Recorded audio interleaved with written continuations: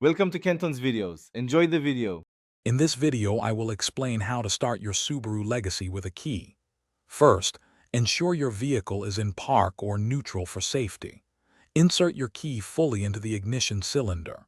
Turn the key to the on position, allowing the dashboard lights to illuminate.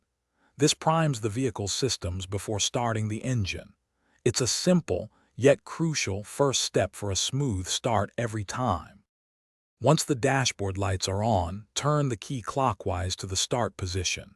You'll hear the engine crank and then start. As soon as the engine catches, release the key immediately. It will spring back to the on position on its own. Holding the key in start for too long can damage the starter motor, so a quick turn and release is key.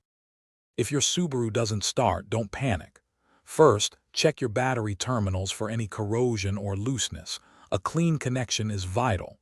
Also, ensure your steering wheel isn't locked, which can prevent the key from turning.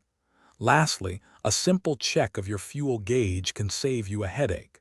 Sometimes, the easiest solution is the right one. For the best experience, always use a genuine Subaru key. These keys are designed specifically for your vehicle's ignition system. Regular maintenance, like checking your car battery's health, also ensures reliable starts.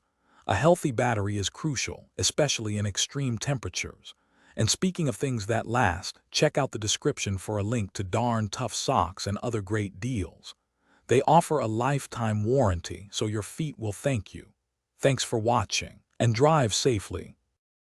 Thanks for watching. Consider subscribing if we helped you.